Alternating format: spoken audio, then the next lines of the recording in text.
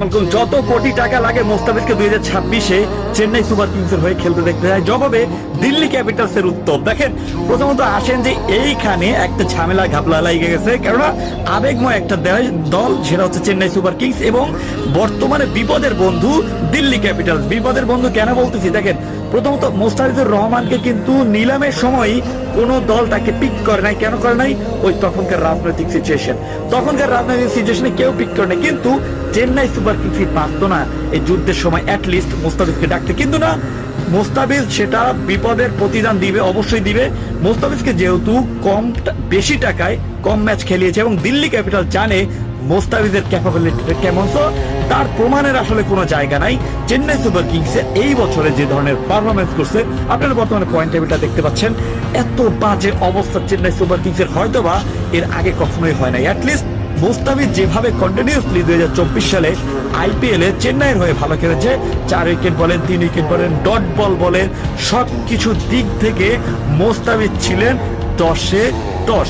So এই 10-এ 10 একটা player থাকা সত্ত্বেও আপনারা কেন অকশনে তাকে নিলেন? হ্যাঁ, মোস্তাফিজের একটু দোষ আছে, সেটা হচ্ছে এনওসির ব্যাপারে, সেটা হচ্ছে মুস্তাফিজের না, সেটা হচ্ছে বিসিবি ফ্যাক্ট। কিন্তু একটা অ্যাটলিস্ট বিসিবি তো চেঞ্জ হয়ে গেছে, তাই না? মোস্তাফিজ তো বলছিল, ভাই আমি সব সময় ফ্রি ছিলাম, আমাকে দলে নাও। এখন কথা হচ্ছে আপনার দলে কেন নিলেন না তখন? এখন চেন্নাই সুপার কিংসের যেটা মানে তারা শক্তিশালী মনে করছিল যে তাদের দলের একটা খোল নামের বলার আছে, তাকে মোস্তাফিজের রিপ্লেস দিচ্ছে। ভাই সেও কিন্তু অলরেডি 27-28 ছক্কা খেয়ে গেছে এই আসরে।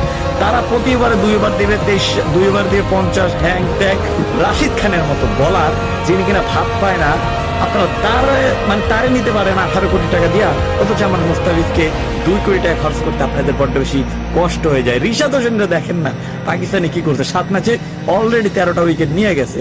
এখন কথা হচ্ছে ভাই, আমাদের যে বাংলাদেশে বলে একটা কথা আছে, সেই বাংলাদেশের ট্যাগটা হয়তোবা আমাদের জন্য একটু হইলেও মুস্তাফিজ আসলে কারো দায় দেওয়ার দরকার নেই, কিন্তু আমি একজনকে দায় দেবো, সেটা হচ্ছে coach Steven Fleming, Chennai super kings এর কোচ। কেননা তিনি নিউজিল্যান্ড মুখী। দেখেন নিউজিল্যান্ডের চেন্নাই সুপার কিংস এর কয়টা প্লেয়ার খেলে একটাবার চিন্তা করেন তো। আপনি আপনার ঘরের প্লেয়ার যদি খেলান, তাহলে আর বাইরের প্লেয়ারের দরকার নেই। মোস্তাফিজকে আনা বড্ড বেশি জরুরি ছিল চেন্নাই সুপার কিংস এর দলে, সেটা আপনারা ইউটিলাইজ করতে পারেন, এবং ইউটিলাইজ যদি করতে নাই পারেন তাহলে তো দলের তলানিতে থাকতেই হবে পয়েন্ট টেবিলে। তো এমনটাই হয়েছে, এবং পরবর্তীতে মোস্তাফিজকে নিবে নেওয়ার ব্যাপার জাস্ট আশাবাদী, কিন্তু দিন শেষে মোস্তাফিজ হয়তোবা ওই আশায় সাড়া দিবে না। আমার মতে দিল্লি ক্যাপিটালসই তার কাছে বেস্ট মনে হয়েছিল, এবং বেস্ট টিম হচ্ছে দিল্লি ক্যাপিটাল মুস্তাফিজের জন্য।